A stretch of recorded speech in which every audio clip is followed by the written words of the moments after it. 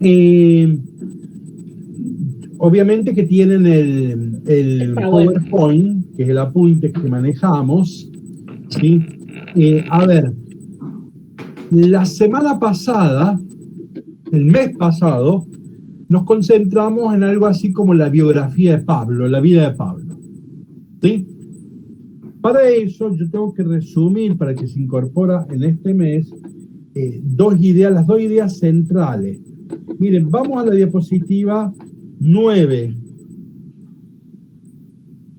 En la diapositiva 9, lo digo muy breve, esto le hemos dedicado un mes, lo digo muy, muy rapidito. Eh, entonces, eh, ¿cómo es que se llama? Me preocupa que hay alguien que me está reclamando que le mande la entrada. Bueno, disculpen, pero se lo tengo que hacer en homenaje a que... Discúlpeme un minutito, hacemos la última.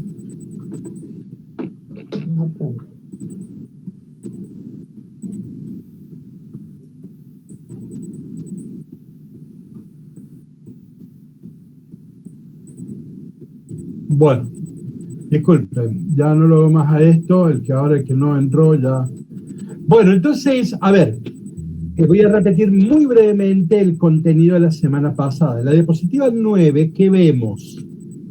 Que en la Biblia se atribuyen a Pablo 13 cartas y nosotros hoy con los estudios nuevos sabemos que no, que Pablo escribió solo 7 cartas.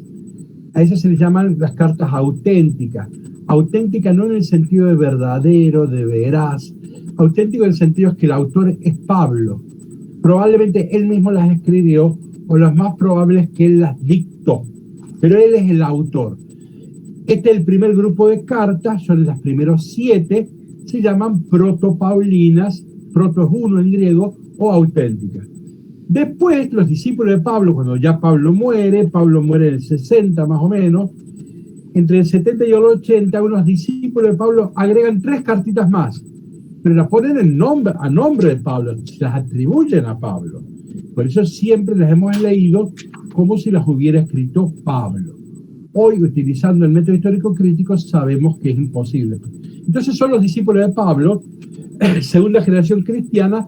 En griego se dice deutero-paulina, segundo grupo.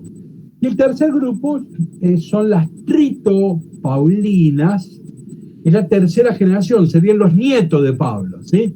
Una tercera generación que escribe en torno al año 100. Bueno, esto es importante ¿para qué? Para cuando yo estudio el pensamiento de Pablo, tengo que saber distinguir si lo que estoy leyendo lo escribió Pablo u otros. A veces le endilgamos a Pablo cosas que él nunca dijo ni pensó. Sí. Bueno, a esto, este es el primer criterio que hemos explicado y aplicado el mes pasado. Para conocer el pensamiento de Pablo, debo distinguir qué cartas estoy citando. ¿Son las de Pablo? ¿Son las de sus discípulos? ¿Son las de la tercera generación cristiana? ¿Sí? Bien, para no hacerle decir a Pablo, como nosotros esta distinción no la hacemos en general, le indilgamos a Pablo un montón de cosas que no tienen nada que ver, que a Pablo nunca se le ocurrió, ¿sí? Bueno, esta es una de las ideas importantes del mes pasado. La segunda idea del mes pasado era, para escribir una biografía de Pablo, la vida de Pablo, tenemos 2 fuentes.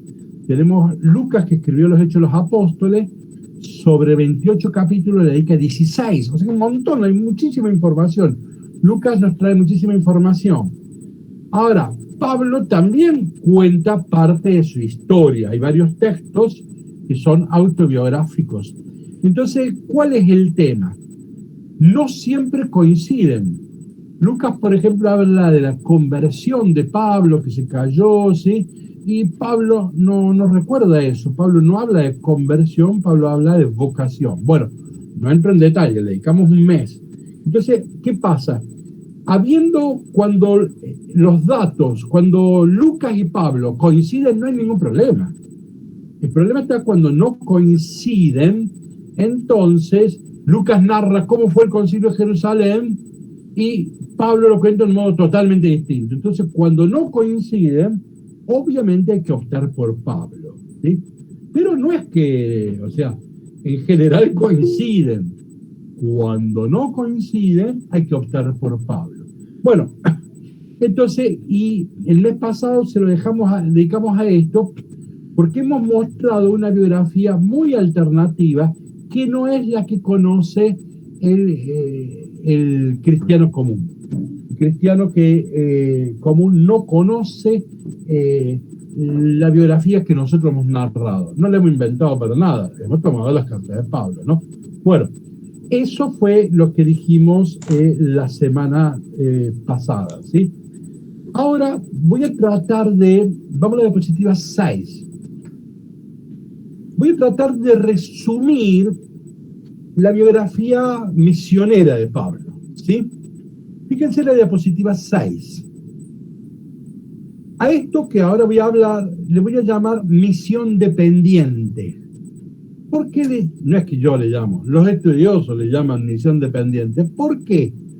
Porque la primera larga misión de Pablo, él era el número 2, era el segundo, no era el jefe. El ideólogo de la primera etapa de Pablo va a ser Bernabé. ¿Alguien recuerda algo de Bernabé?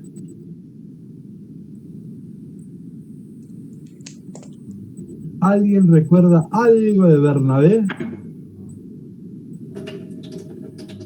Bernabé fue el que lo buscó a Pablo. Bueno, pero ¿qué recuerda de Bernabé? Era muy destacado. En los Hechos de los Apóstoles se dice que Bernabé es el que cumplía muchísimo todo lo de deshacerse de los bienes. Claro, él vendió todos sus bienes y se los entregó a la iglesia, ¿sí?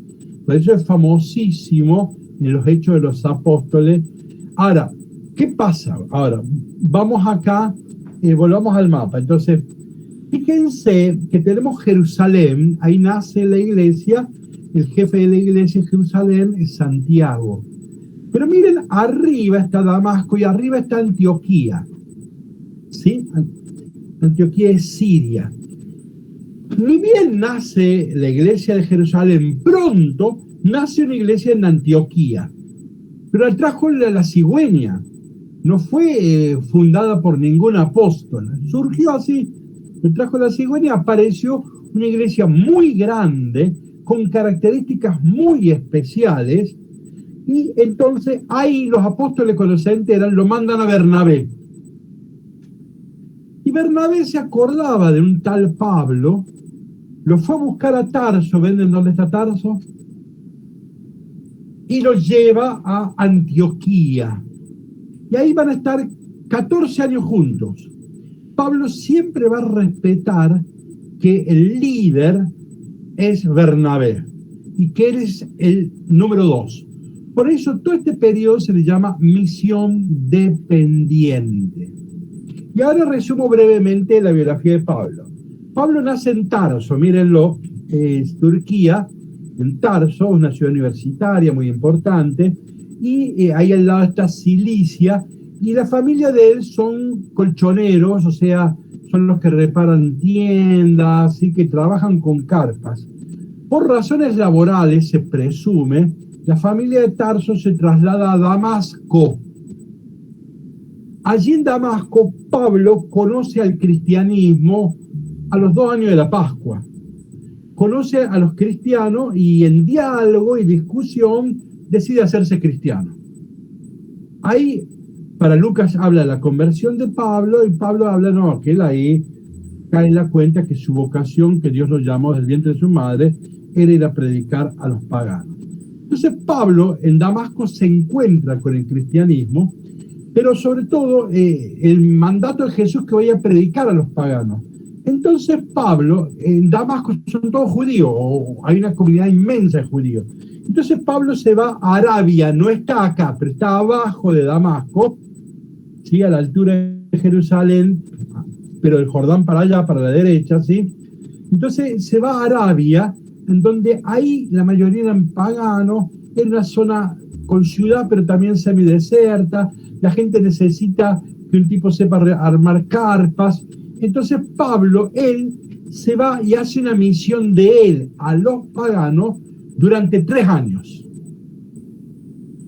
Le fue mal, no sé si le fue mal, la policía lo corrió, el gobernador se interesó por el problema y el gobernador pide que lo expulsen o que lo metan preso. Pablo alcanza a escapar de noche y se vuelve a Tarso. Miren que no fue a Jerusalén, no. En Jerusalén va a ir mucho después. Entonces Pablo estuvo 3 años misionando entre los paganos y fracasa la cosa y se vuelve a Tarso.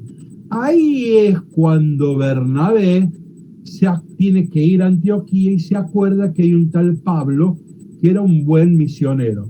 Lo busca a Pablo y se va con Pablo a Damasco. Bueno, a Antioquía de Siria. Entonces, esto se llama la misión dependiente. Son 14 años en donde Pablo es el número 2 y ha sido muy respetuoso. Ahora, en Antioquía hay una iglesia muy novedosa, donde hay judíos y paganos, no solo hay judíos. Entonces ahí se arma la discusión. ¿Es obligatorio circuncidar a los paganos? Y Pablo dice que no, que basta con que sean en Cristo. Entonces ahí se arma una discusión y ahí se arma el concilio de Jerusalén y la discusión la gana Pablo. Entonces en Jerusalén le van a permitir que allá en Antioquía no es obligación circuncidar a los paganos. Pero con el tiempo surge otra discusión. En Antioquía existía esto de que se comía con los excomulgados, o sea, judíos y paganos comían como si fueran iguales. Cuando se enteran en Jerusalén, hacen una inspección. Y ahí pierde la discusión Pablo, ahí se impone, y Santiago, Pedro y el mismo Bernabé, el mentor ideológico de Pablo, hace marcha atrás y lo expulsan a Pablo. Esa pelea la pierde Pablo y lo corren. Entonces, en Antioquía, él pierde la discusión y entonces, ¿qué tiene que hacer? ¿Y qué le queda? Irse a Europa. Vamos al otro mapa que está en la diapositiva 7. Ven que abajo a la derecha dice Siria, eso es Antioquía de Siria, porque hay otra Antioquía de Pisidia, ahora no me interesa. Bueno, estoy acá a la derecha, abajo, donde dice Siria, esa es la Antioquía que teníamos hablando. Ahí Pablo pierde la pulseada y entonces, y lo corren, y se tiene que ir a otro lugar del mundo. ¿Sí? Entonces se va a ir a Europa. Pero antes pasa por Galacia, ¿lo ven? Galacia no es una ciudad, es una región. Como si dijera Latinoamérica, ¿sí? No es una ciudad. ¿Ven? Filipo es una ciudad, Tesalónica es una ciudad, Corinto es una ciudad, Éfeso es una ciudad, Colosa es una ciudad. Galacia no es una ciudad. La carta a los Gálatas es una carta a una región. Bueno, la primera evangelización de Pablo, misión independiente, ya no depende de nada. Él funda la comunidad, él marca todo, ¿sí? La primera es en Galacia. Pero él no quería quedarse ahí, él quería ir a Europa. La carta a los Gálatas es casi la penúltima que escribe, la sexta. Pero la primera experiencia misionera fue en Galacia. Pero esto lo estudiaremos con la sexta carta. Pablo cruza a Europa y va a Filipos. Filipos es la primera ciudad europea que recibe el cristianismo, que recibe a Pablo. Le va muy bien, tan bien que la policía lo corre. Otra vez, lo meten preso y después nos vamos a preguntar por qué lo meten preso. Nos vamos a preguntar eso, pero yo estoy haciendo una breve biografía ahora de toda esta segunda parte. Ahora ya Pablo, él es el jefe. Va a Filipos y lo meten preso. Y después se dispara. Cuando se dispara, se va a Tesalónica. Y ahí al mes, otra vez lo quieren meter preso. Y también se dispara. Y después va a Corinto, y después va a ir a Éfeso, y va a andar siempre por esa zona. A Corinto va a estar mucho tiempo, y en Éfeso va el lugar, el escritorio de Pablo, en donde escribe la mayor cantidad de cartas, va a ser en Éfeso, ¿sí? Bueno, después, bueno, va preso y va a Roma y allá termina la historia, ¿no? Pero bueno, ahora vamos a Tesalónica, estoy en el mapa todavía. ¿Por qué vamos a empezar por la carta de Tesalónica? Porque es la primera que escribió. No es la primera experiencia evangelizadora. No, antes estuvo Galacia y antes estuvo Filipo. Pero como es la primera que escribió, vamos a empezar con Primera de Tesalónica. Es la primera carta, probablemente en el año 49, ¿sí?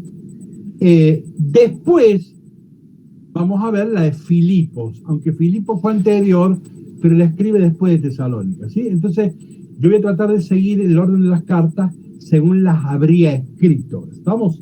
Bien. Entonces, es Pablo el líder, es misión independiente, y ahora él dirige cómo va a ser la pastoral, ¿sí? Acá empieza a escribir. Pablo no escribió nunca, Pablo empieza a escribir cuando lo corre la iglesia a Europa. Ya tiene 51 años, es un viejo. En tiempo de Jesús, los 40 años era la expectativa de vida, es un viejo. Cuando él empieza a escribir, empieza a rodar por el mundo, tiene 51 años. No es ningún pichón, ¿no? Ustedes piensen en un viejo, eso es, ¿no? Él por ahí usa una frase que yo la suelo usar como una definición de Pablo. Él dice: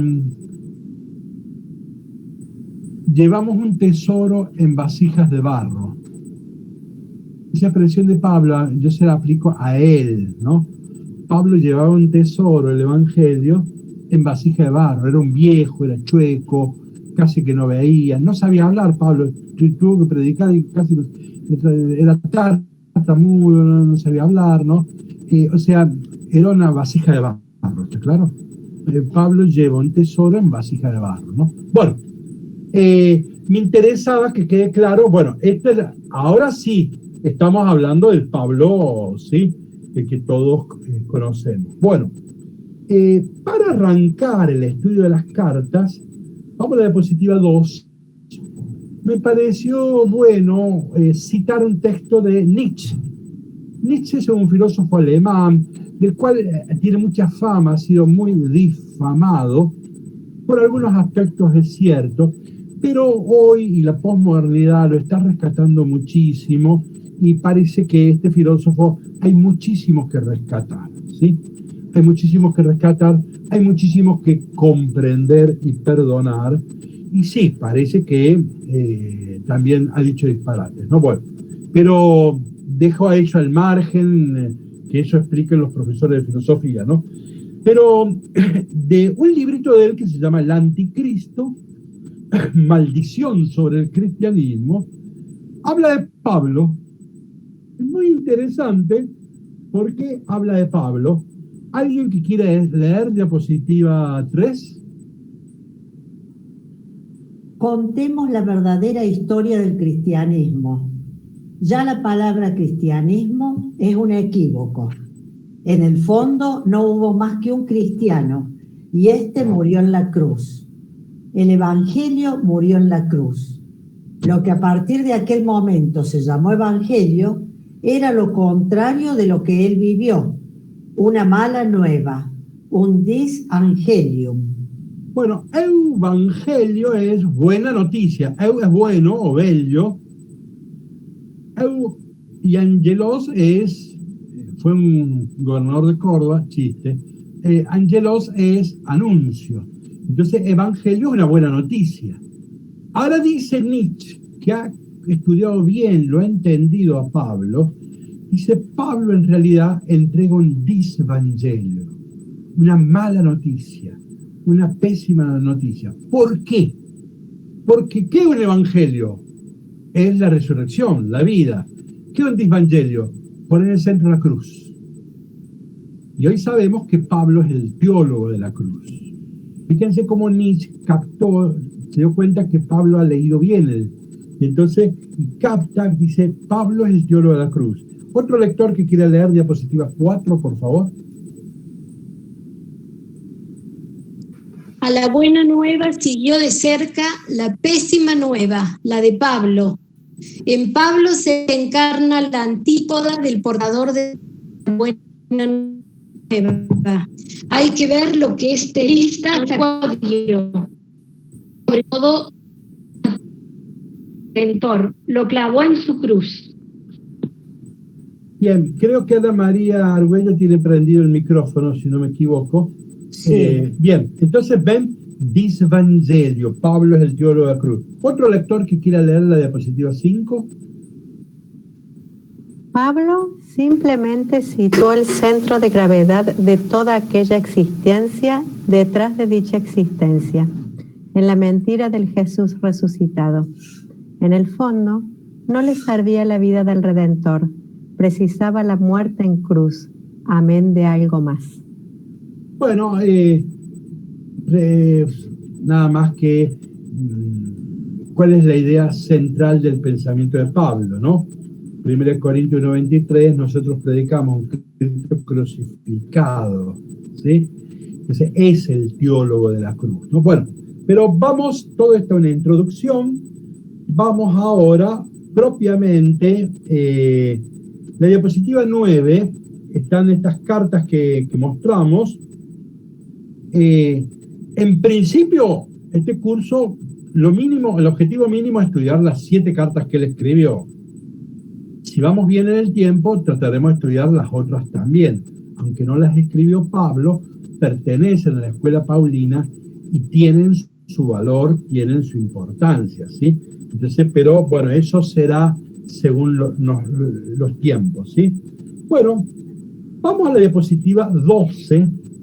Primero, interesante, Pablo se maneja con la lógica de mercado, Jesús no.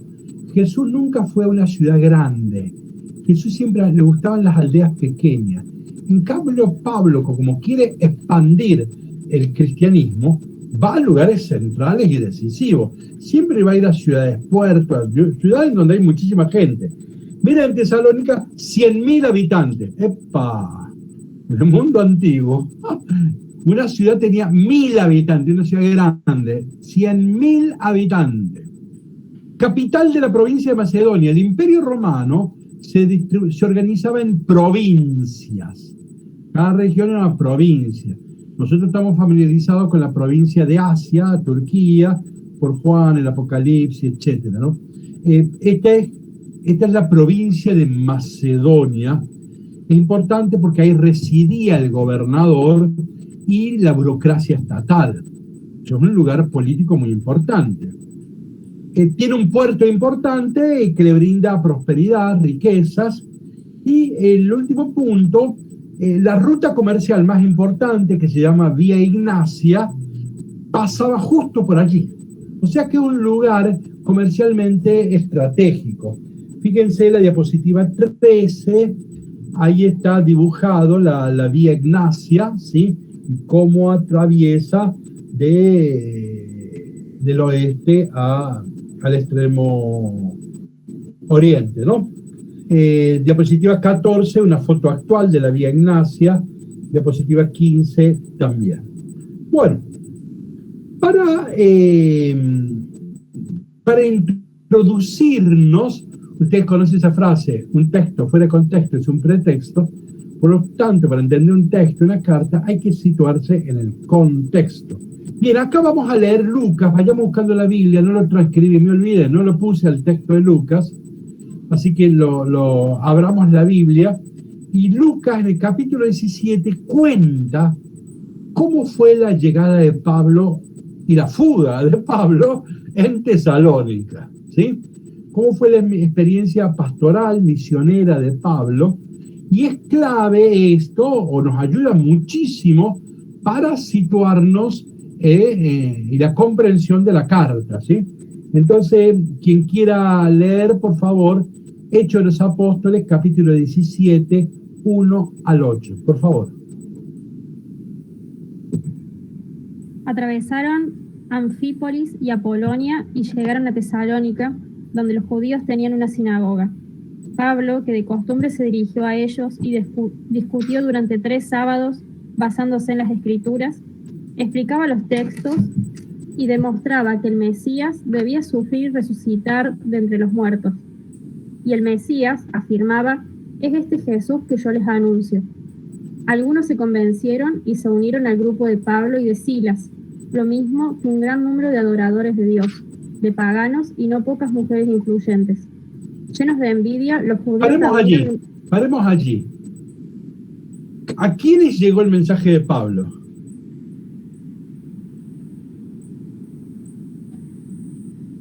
A un número de adoradores, paganos y mujeres. O sea, judíos y paganos, ¿no? Uh-huh. ¿Sí? ¿Quién más? Mujeres. Mujeres, varones. ¿Quién más? Estas mujeres, tu Biblia dice influyente, pero son ricas. Uh-huh. Entonces, venta, acá está Gálatas 3:28, que le llamamos el Evangelio de Pablo. Es el texto dogmático más importante de Pablo. No hay judío ni griego, esclavo libre, varón, mujer. Ven cómo la estrategia pastoral paulina tiene que ver con su manera de pensar. Hago un breve paréntesis. Antes del Concilio Vaticano II, ¿qué interesaba de Pablo? Cuando se estudiaba Pablo, se interesaba la teología de Pablo. Y ahí católicos y protestantes nos agarramos a las piñas todos los sábados. Entonces la polémica era protestantes y católicos sobre si la justificación, no la justificación, si la fe o las obras. Eso es que leíamos a Pablo como teólogo. Y está bien, pues Pablo es un gran teólogo. Desde el Concilio Vaticano II hasta hoy, se mira otra cosa, se estudia a Pablo como pastor, como un gran estratega pastoral. Es un buen párroco. Entonces, ven que acá estamos viendo cómo evangeliza Pablo. Ven acá, todavía no nos hemos metido en el contenido, sino que, ¿cuál es su estrategia pastoral? Bueno, judíos y griegos, esclavos libres, varón, mujer, ¿no? Entonces, por eso, del Concilio Vaticano II para hoy, lo que interesa es estudiar a Pablo como pastor. Perfecto. Seguimos leyendo, creo que estabas leyendo, Victoria, si no me equivoco. Sí. Entonces, estamos de que ricas, mujeres influyentes. Adelante. Llenos de envidia, los judíos reunieron un grupo de gente de la calle y promovieron un alboroto, sembrando la agitación en la ciudad. Entonces se presentaron delante de la casa de Jasón en busca de Pablo y de Silas para conducirlos ante la asamblea del pueblo. Como no los encontraron, arrestaron a Jasón y a algunos hermanos entre los magistrados de la ciudad, gritando: es la asamblea del pueblo, o sea que es un lugar deliberativo, ¿sí? Están los magistrados, o sea que no fue un linchamiento barrial, ¿está claro? Adelante. Gritando: esos que han revolucionado todo el mundo han venido también aquí y Jasón los ha recibido en su casa. Toda esta gente contraviene los edictos del emperador, pretendiendo que hay otro rey llamado Jesús. Sí. Es demasiado esto. Entonces van a buscar a Pablo, no lo encuentran, entonces lo buscan al tal Jasón que había alojado. Pablo le alcanzó a dispararse. Entonces, y acá está el contenido del juicio. ¿Qué es lo primero que se dice? Estos están revolucionando el mundo. Es una cuestión de revolución, o sea, de cambio social. ¿Cuál es la revolución? No hay judío, ni griego, ni esclavo, ni libre, varón, mujer. Pablo está desmontando las tres grandes grietas del Imperio Romano y está planteando otro modo de convivencia y otra sociedad posible. Pero esto ellos lo viven como una revolución, ¿está claro? Entonces, en aquel entonces, querer tratar de igual a un esclavo y a un libre, o a un varón o una mujer, etcétera, era inconcebible. Entonces era un revolucionario, ¿sí? Bueno, entonces, lo primero es que dicen, estos han venido a revolucionar el mundo. Ahí está la práctica pastoral de Pablo. Pero ahora agregan, no obedecen los edictos del César. La palabra edicto en griego se escribe dogma.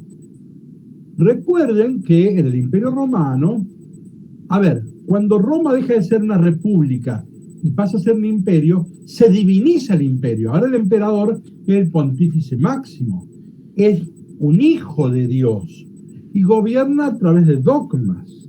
Entonces, estos están desobedeciendo los dogmas del César.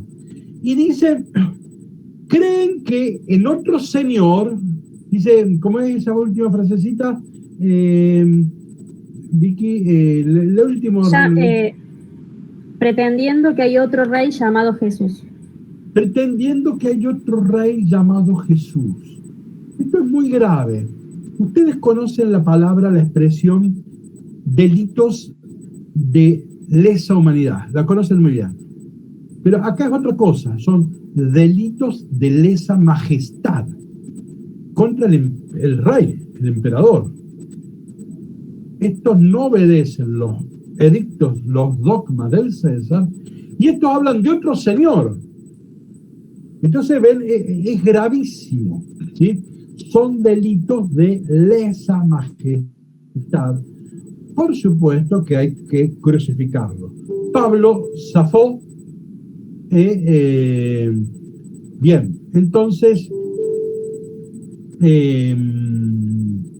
bueno, tenemos el contexto entonces, ¿sí?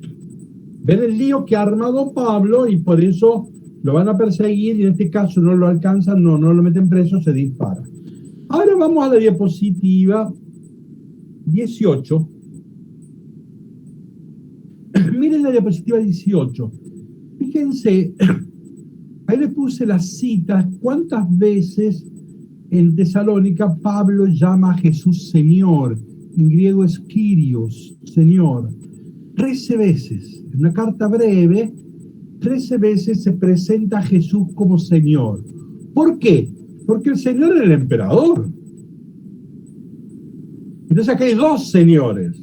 El problema es que es imposible que en el Imperio Romano haya dos señores, hay uno. Entonces acá está el conflicto. Entonces Pablo va a insistir que el Señor no es César, el que murió crucificado, ese es el verdadero Señor. Hay otro rey, hay otro señor. Volvemos a la diapositiva 15. Miren cuántas veces sale la palabra hermano. Sale 17 o 18 veces. O sea, hay una nueva fraternidad, hay otro reino. Ahora vinculo, si hay otro señor, es posible que haya otro reino.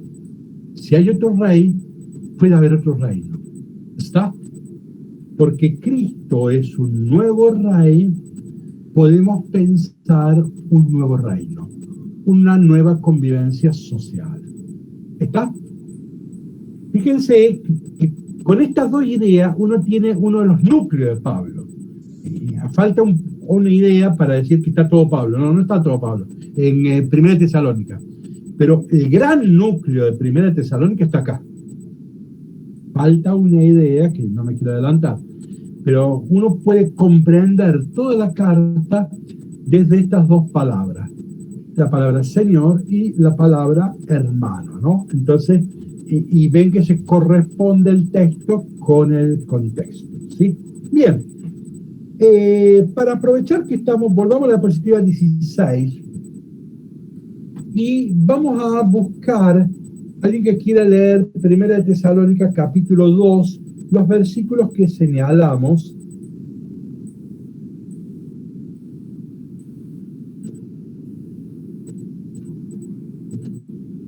Quien quiera leer, que lea.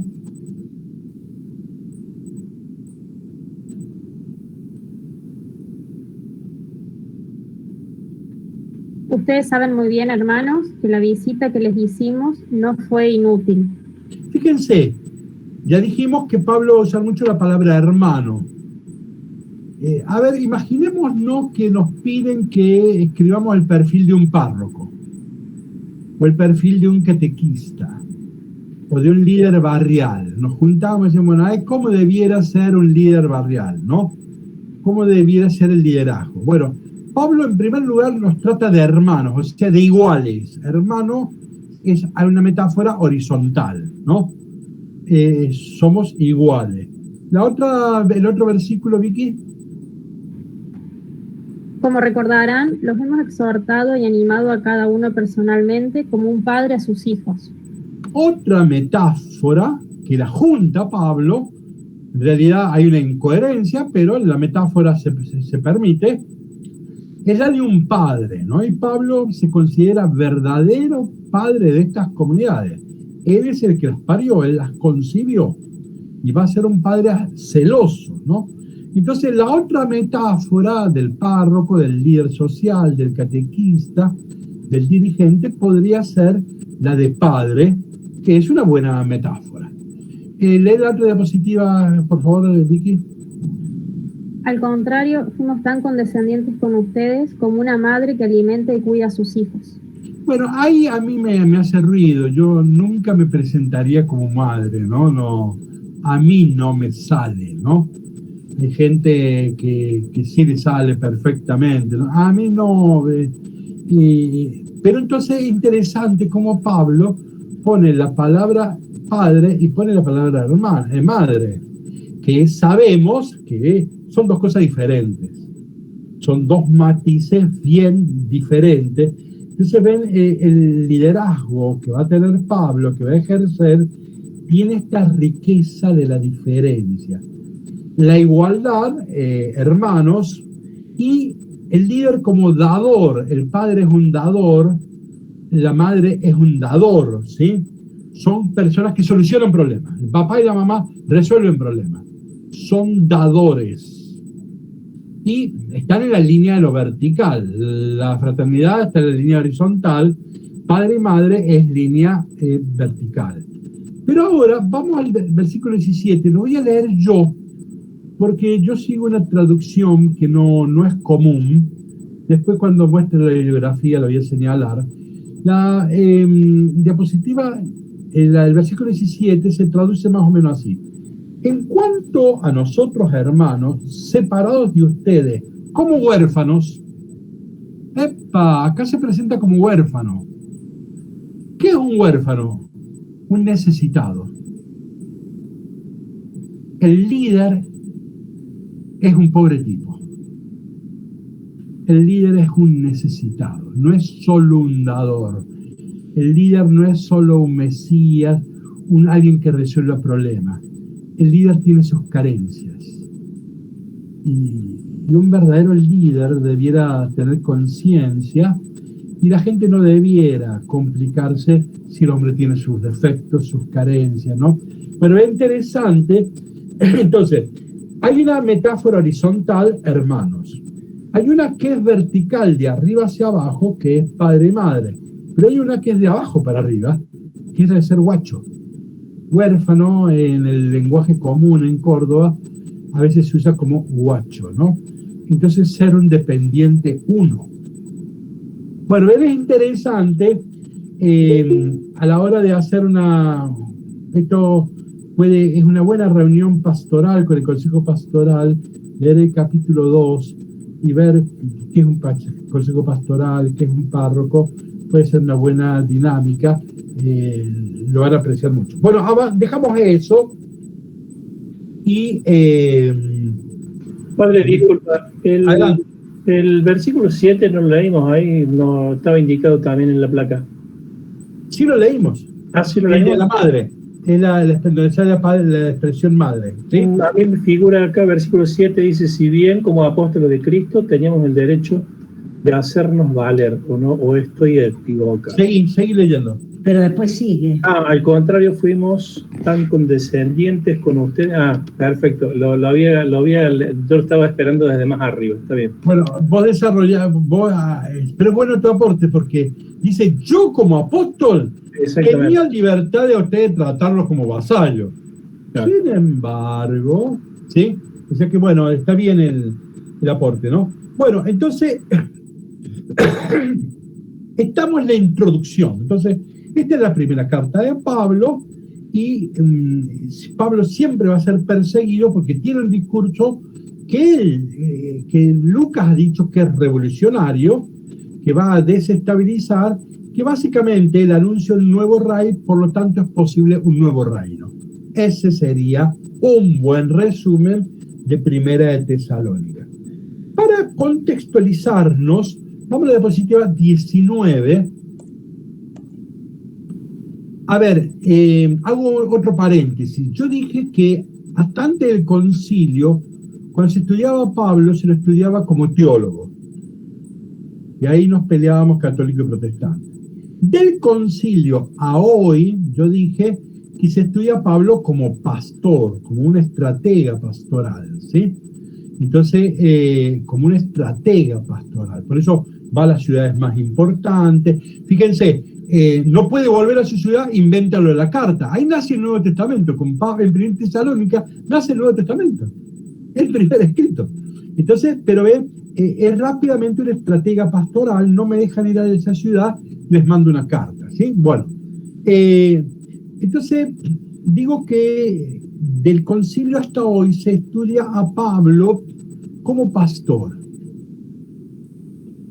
Tanto el Pablo teólogo del preconcilio como el teólogo Pablo pastor que se estudia hoy del posconcilio han tenido como referencia fundamental la Biblia o el Antiguo Testamento.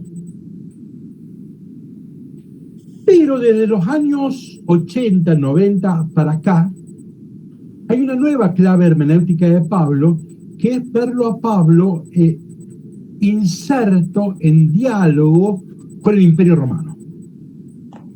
Entonces hay una tercera lectura óptica, clave hermenéutica, para abordar a Pablo desde el Imperio Romano. Nosotros vamos a decir algunas cosas, ahora empiezo, pero después cada vez iremos avanzando, ¿no? Esta es la tercera hermenéutica. Entonces la primera es Pablo como teólogo, la segunda Pablo como pastor, acá Pablo y el Imperio Romano, ¿no? Yo ya les he mandado un libro, el primer Pablo, y de ahí saco todo, ese no es el único libro, pero ahí está esta nueva hermenéutica de leerlo a Pablo en diálogo con el Imperio Romano, ¿no? Cosa que introduzco ahora, pero que después será más desarrollado. Vamos a la diapositiva 19. Con el Imperio Romano, Julio César tiene un famoso bibliotecario público del imperio, es Varrón, que además escribió un montón de libros, ¿ya? Era un bibliotecario de los antiguos, era un gran pensador, era un escritor, y escribió un montón de libros. Y Varrón define qué es la teología. Entonces, este texto es famoso, es muy importante. En algunos otros cursos yo ya lo he leído, pero es imprescindible volver sobre él. Y Varrón dice así: hay 3 géneros de teología, o sea, de la ciencia de los dioses. Teo es Dios, logo, ciencia. Dice, hay 3 géneros de teología, cuyos nombres son: uno, mítico. Es la teología mítica, vieron la cultura greco-latina con Zeus, Júpiter, los dioses que se roban a las mujeres, ¿no? Bueno, todo eso dice, hay una teología mítica o poética, ¿sí? Y se refiere a ese estadio de la teología muy primitiva y que en tiempo del Imperio Romano está en decadencia, ya nadie cree en esas cosas, pero bueno, se estudia. Después dice, viene la teología física, pues es físico, prefísica. Entonces, hay una teología física. Física en griego es physis, es naturaleza. Y lo que nosotros llamaríamos hoy se llama, yo estudié eso, teología natural, en donde prescindo de la fe y con argumentos filosóficos trato de hablar de Dios. Ahí tenemos como ejemplo, los clásicos son Platón y Aristóteles. Eso es la teología natural, teología física, teología racional. Este mundo alguien lo tuvo que haber creado, ¿sí? Bueno, entonces esa es la teología física o filosófica. Ahí ya están Platón y Aristóteles. Pero ahora, dice Varrón, estamos en la teología civil. Civil en griego se dice política, polis. O sea, el Imperio Romano tiene una teología política imperial. Y esto se nos escapa. Lo acabo de decir cuando perdón que me están llamando por teléfono. Disculpen. Me voy a sacar de encima.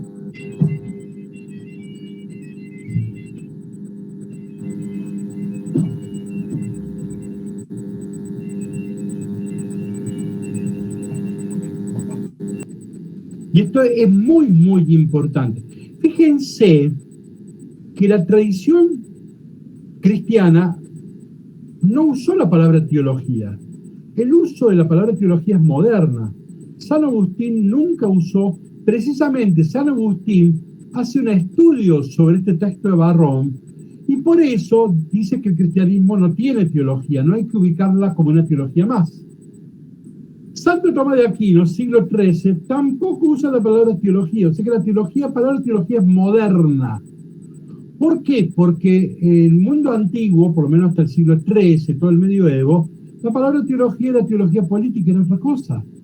Entonces, el primer cristianismo hasta el medioevo, por lo menos, no usa nunca la palabra teología, es una palabra moderna, ¿no? Entonces es la teología política. Bueno, vamos a ver un texto importante de la teología política. Estoy en la diapositiva 20. Los que tengan el sistema de usar presentación diapositiva van a apreciar un detalle interesante.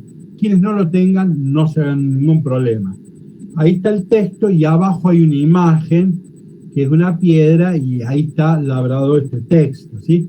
Pero bueno, lo que importa es que leamos el texto, ¿no? ¿Alguien que quiera leer la diapositiva 22, por favor?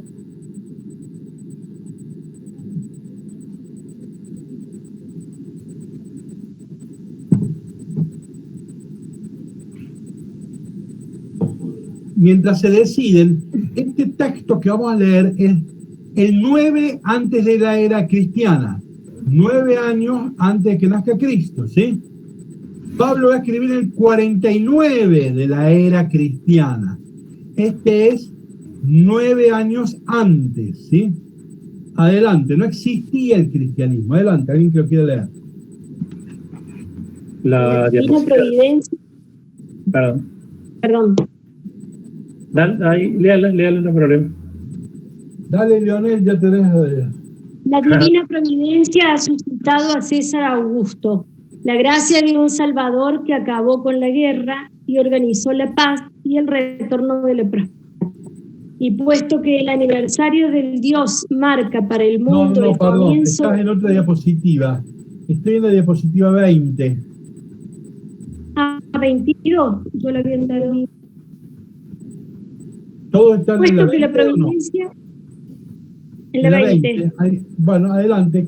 Quien quiera leer la diapositiva 20. Puesto que la providencia que ha ordenado divinamente nuestra existencia ha aplicado su energía y celo y ha dado vida al bien más perfecto en Augusto, a quien colmó de virtudes para beneficio del género humano, otorgándonoslo a nosotros y a nuestros descendientes como Salvador. Él que puso fin a la guerra y ordena todo. Miren el lenguaje religioso. Providencia, ordenado divinamente, ¿sí? Salvador. Ven que son expresiones que el origen no son las sacristías. No es que las monjas inventaron estas palabras.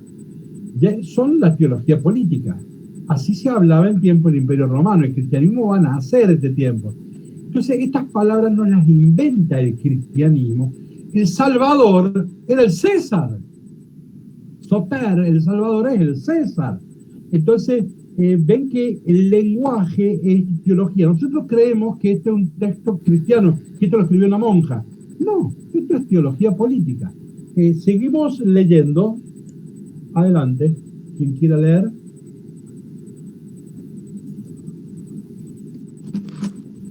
César, que mediante su epifanía excedió las esperanzas de quienes anticiparon el Evangelio, y puesto que el cumpleaños del Dios trajo el Evangelio al mundo, que se hizo por él, por esa razón, con buena fortuna y seguridad, los griegos de Asia han decidido que Año Nuevo debe empezar en todas las ciudades el 23 de septiembre, el día del cumpleaños de Augusto. Miren el lenguaje, la epifanía. Vieron que ahí tenemos la manifestación, la llegada de Dios. Pablo va a usar, no usa esa expresión, va a usar parusía. Cuando el emperador llegaba a una ciudad, eso se llamaba parusía. Lo que yo quiero que retengamos es que el lenguaje es totalmente político. Pablo no inventó nada acá, ¿no? Entonces no está usando la palabra evangelio, ahí lo tenemos, ¿no? ¿Y cuándo es el evangelio? Cuando nace el hijo del emperador, eso es el evangelio. Esa es la buena noticia. Para nosotros evangelio lo referimos a un libro o a las enseñanzas de Jesús. Bueno, eso, Marco va a escribir en el año 67 un evangelio. El primer evangelio que usa la palabra, comienza así, comienzo el evangelio de Jesucristo. Eso año 67. Y se está escribiendo contra otro evangelio que es el de Vespasiano, el que está ganando la guerra. O sea, siempre es un uso político de la palabra evangelio. Entonces, bueno, miren ahora diapositiva 22. La palabra evangelio en Tesalónica sale 6 veces. Recuerdo que es una carta breve, o sea que salga 6 veces es bastante. Pero en este contexto de la teología imperial, entonces hay 2 evangelios acá. Un evangelio es el de César Augusto y el otro evangelio es el de Jesús. Entonces, bueno, miren la palabra liturgia. ¿Qué significa liturgia? En griego, leiton erga, significa obra pública.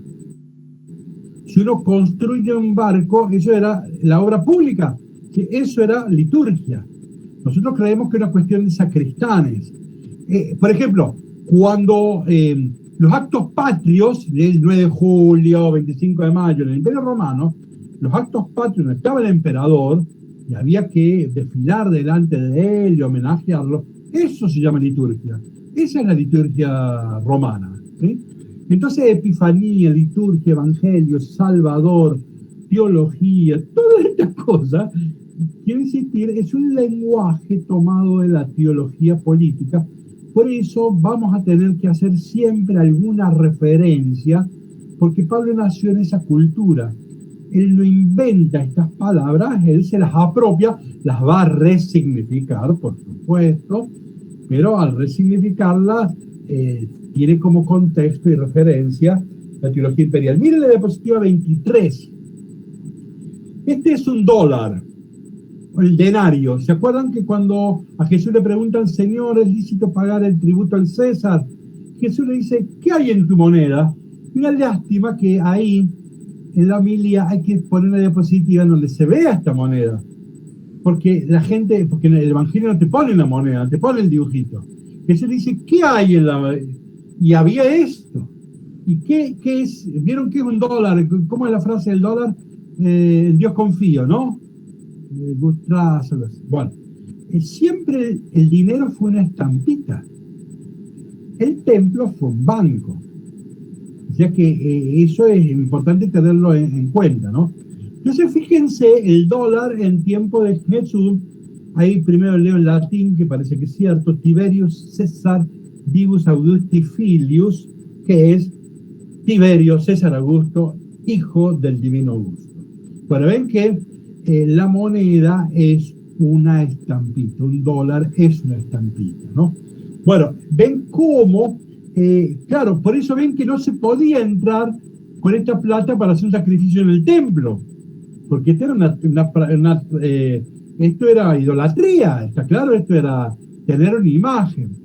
Por eso los judíos usaban, la moneda judía está tomada de Fenicia.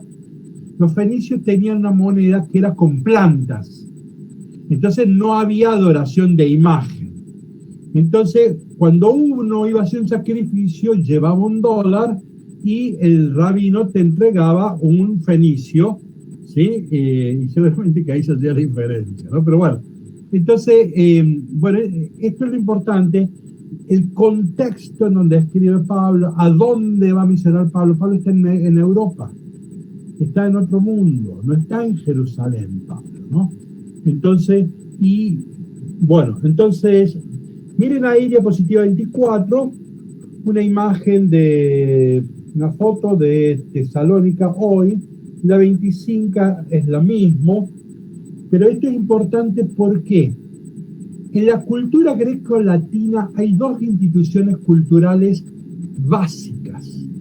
Hay ciudad greco-latina cuando hay teatro y hay gimnasio. Si no hay teatro y no hay gimnasio, no es ciudad romana, ¿sí? El gimnasio, recuerden que Platón enseñaba en un gimnasio.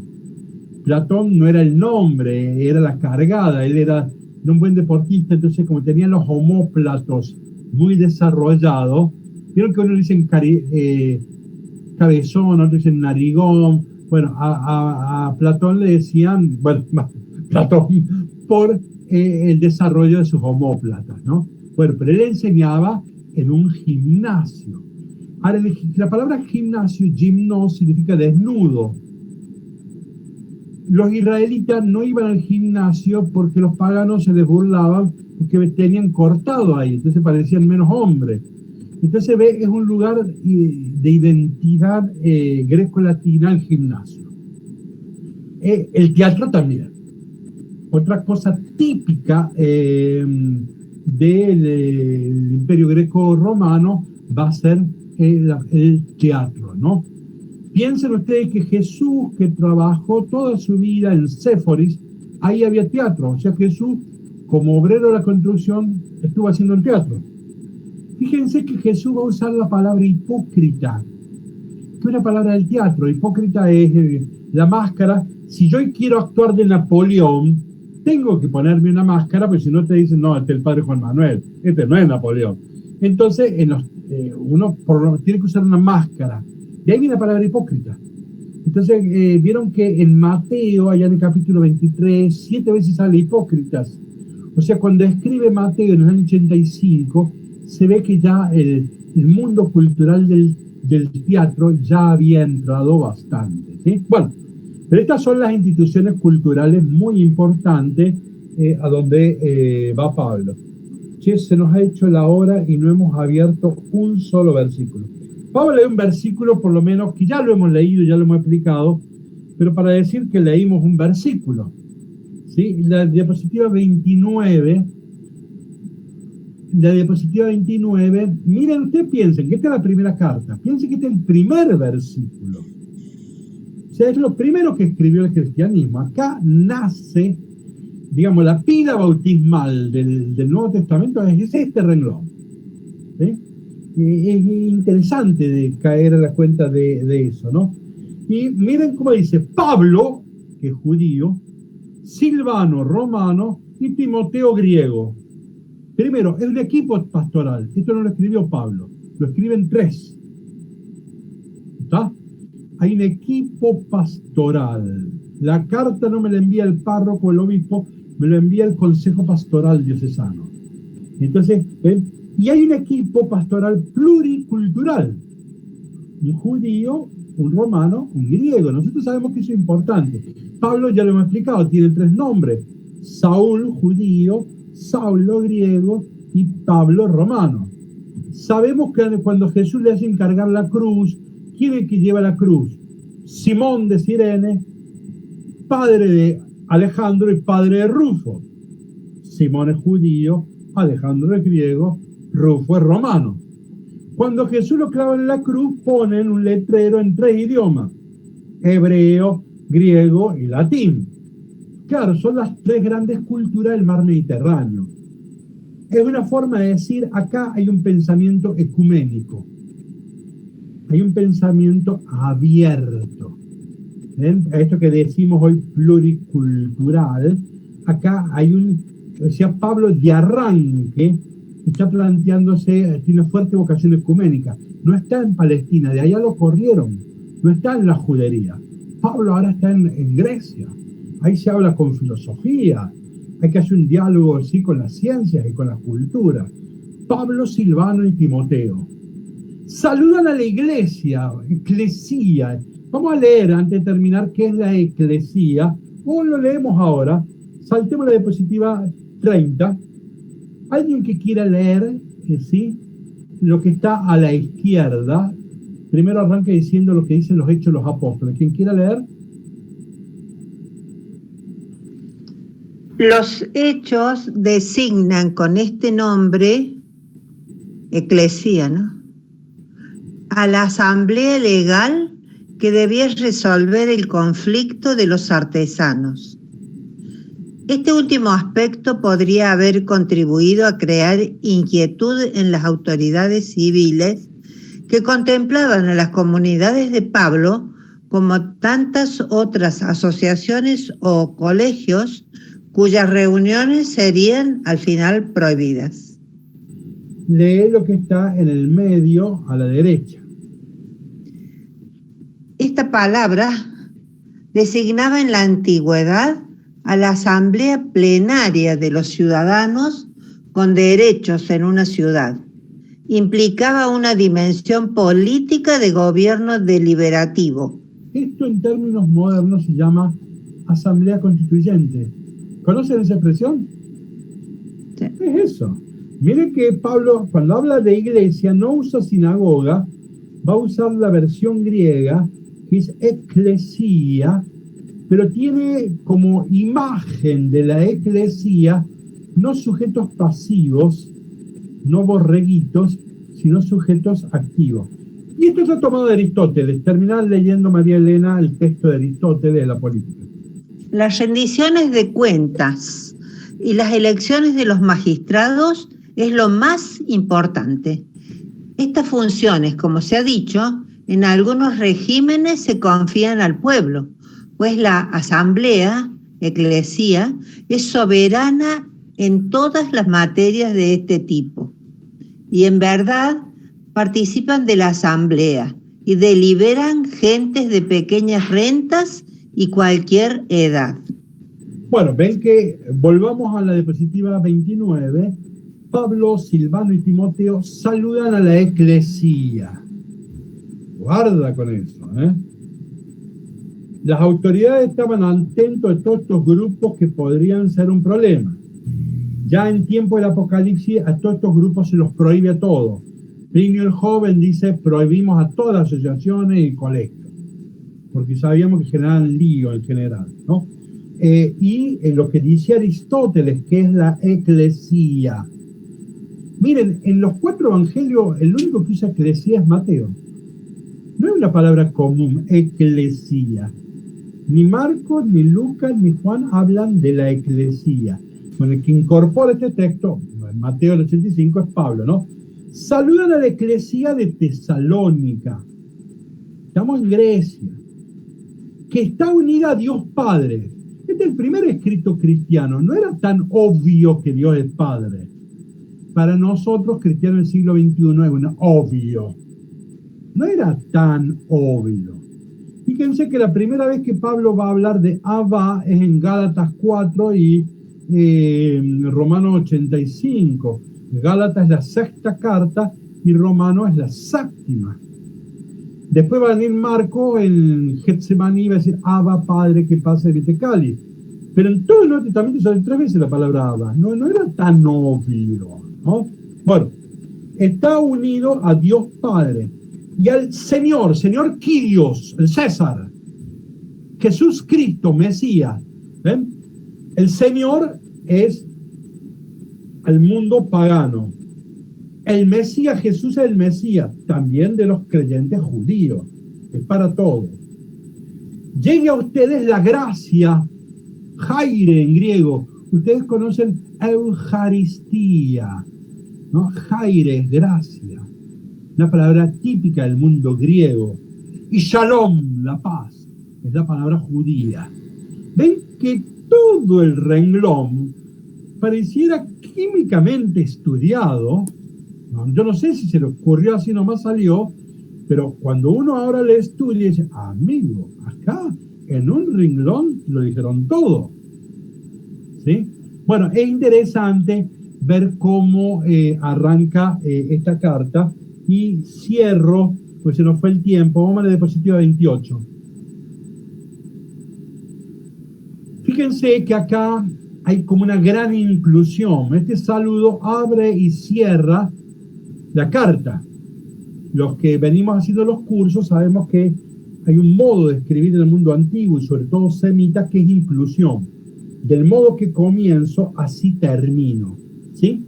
Si comienzo un relato diciendo casa, generalmente termino el relato diciendo casa. Bueno, lo estoy diciendo en dos palabras, pero quiero que lo observen. Ven, arriba tenemos 1:1, en negro, Pablo, Silvano y Timoteo. Abajo, miren el negro, 5:23, también por nosotros, se supone que es Pablo, Silvano y Timoteo. Arriba, en rojo oscuro, a la iglesia de Tesalónica, ¿sí?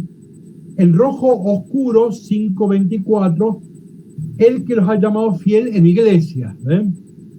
Arriba, en un celeste fuerte, es Dios Padre y al Señor Jesús Mesías. Abajo de todo, 5:28, la gracia de nuestro Señor Mesías, Jesús Mesías, esté con ustedes. Arriba, en verde, ustedes, la gracia y la paz. Abajo, en el 5:23, que el Dios de la paz. Arriba, 1:2, en rojo fuerte, claro, los recordamos en nuestras oraciones. Abajo, 5:23, 5:25, hermanos rueguen. Bueno, ustedes ven que o esto es una casualidad mágica, o el que escribió pensaba. Evidente, en realidad no hay que exagerar tanto. Es típico de una cultura semítica usar la inclusión. Como comienzo, termino. Invento un relato. Jesús entra a la sinagoga. ¿Cómo va a terminar? Jesús salió de la sinagoga. Vuelvo. Jesús entró a la sinagoga, discutió con los fariseos y curó a un enfermo. Y después, ¿cómo va a continuar? Discutió con los saduceos y salió de la sinagoga. ¿Ven? Sinagoga, sinagoga, fariseos, saduceos, con los que discute, y en el centro del relato está la curación de alguien. Bueno, esto es algo típico de la literatura y de la mentalidad judía. Bueno, no hemos comenzado, o sea que hemos hecho todo un prólogo, una presentación, o sea que la semana que viene comenzaremos. Nos podemos tomar 2 minutitos por si alguien quiere hacer una pregunta, una observación, alguna aclaración, algún aporte. Padre, ¿podés repetir cuál es la palabra en griego de gracia? Esta última vez. Charis. Gracias. Vos tenés Eucaristía. Eu es bueno o bello. Gracia, una buena gracia, ¿sí? ¿Está? Charis. Y ahí viene carismas. Mirá, ahí te lo escribió Santiago Garavaglia. Charis. Charis. En realidad habría que poner la J, es Charis, y ahí viene carismas. ¿Ven? ¿Qué son los carismas? Gracias de Dios, ¿sí? Entonces, en griego es gracia.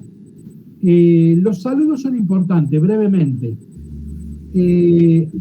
A Roma le interesaba lo físico. ¿Cómo saluda Roma? Salve, la salud, ¿ves? Saludo físico, ¿sí? A los griegos les interesaba la salud más espiritual, charis. Y al mundo hebreo, algo más socioeconómico, shalom, ¿no? Los saludos en las culturas. Y fíjense, España instaló en el habla castellana a Dios. Así que los saludos suelen... Miren, los italianos, ¿vieron cuando vos entras a una casa? ¿Cómo te saludan? ¿Cuál es la primera palabra que dicen? Ciao. Chao, que viene de esclavo, eslavo, ¿no? Que quiere decir tu servidor, ¿no? Pero en los saludos suelen ser muy interesantes. ¿Alguien conoce la etimología de la palabra thank you? En inglés, la etimología. Thank you. Bueno, alguien que la busque, es gracia también, ¿no? Bueno, pero dejémoslo ahí. Bueno, eso, Jari es eso. ¿Alguien quiere hacer alguna otra pregunta, observación, sugerencia? Padre, lo que hablábamos recién del Evangelio de Pablo en Gálatas, ¿cuál es la...? 3:28. 3:28. Gálatas 3:28. Cuando hablamos del Evangelio de Pablo, no nos referimos al libro, nos referimos a esa cita. Sí, obvio. Cita que hay que saber de memoria. Ahora le digo completo. Uh-huh. Entre ustedes no hay judío ni griego, esclavo ni libre, varón, mujer, todos son uno en Cristo Jesús. Esa parte yo no la cito, pero el primer trinomio sí. Un texto bautismal, era un cántico para los bautismos, se entraba cantando. Este texto no lo inventa Pablo, existían las comunidades paulinas ya antes que él, y cuando el bautismo cantaban esto, y terminaba diciendo, todos somos uno en Cristo Jesús, que está contrarrestando algo que existía en la tradición más antigua, judía, griega y persa, que se le atribuye a Platón, a todos se le atribuye. ¿Qué decían? Te doy gracias, Señor, porque no soy mujer, porque no soy esclavo y porque no soy bárbaro. Bueno, ese es un dicho muy antiguo, pero muy antiguo, antes de Platón. Ahora, a Heráclito se le atribuye, el primer filósofo griego del siglo VI. Es un dicho famosísimo que los judíos también se lo apropiaron. Bueno, este cántico nace como una contrarresta. ¿Una otra sugerencia, opinión, pregunta? Una cosa, padre, que nosotros cuando empezamos a estudiar nos sorprendemos de que toda la terminología litúrgica nuestra, por lo tanto nosotros crecimos con eso y pensamos esto es de la iglesia, es espiritual y qué sé yo, y resulta ser que es al contrario, se tomó una terminología civil, digamos, del tema de los reyes, del poder, para aplicarlo a Jesús, para, digamos, contrarrestar las persecuciones, o para afirmar, digamos, ¿no?, la superioridad de Jesús sobre los hombres.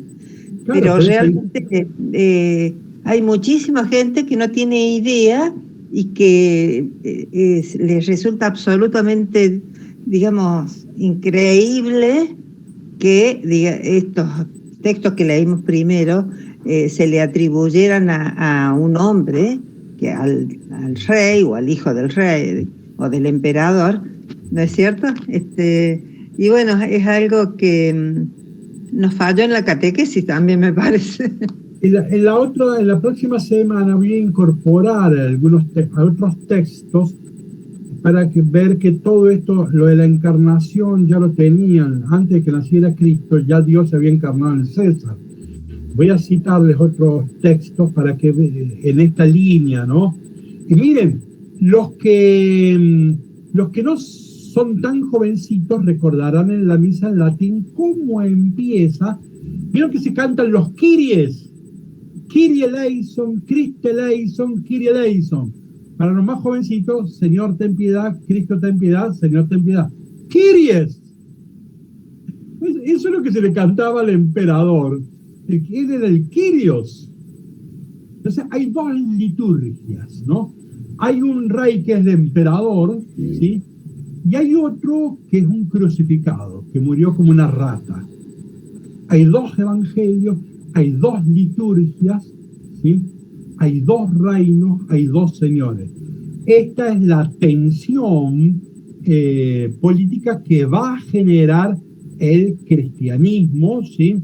Porque es un dato cultural que sí o sí surgió. Bueno, si Dios y la Virgen quiere, la semana que viene nos veremos y ya comenzaremos propiamente a leer la carta a Tesalónica. Bueno, que tengan una linda semana. O sea, padre, que eso que dijo María Elena tiene que ver con lo que usted mencionó, de que hay una teología política, que cuando nace el cristianismo hay una teología política, o sea, no existía la teología. La teología nuestra no. Claro. Sería la teología mística, natural y la política. Pero la que estaba de moda con el imperio, dice Barrón, es la teología política. Es lo que es. Eso está relacionado con lo que dice María Elena. Con eso, sí. Claro, claro. Por eso Bueno. rompe todos los esquemas el cristianismo. Claro. Digamos, es tan inaceptable para el imperio. Bien, ahí vamos, de esto hablaremos muchas veces. Bueno, que tengan buenas semanas. Saludos Bueno, a todos. gracias. Nos despedimos. Muchas gracias. Adiós a todos. Buena semana.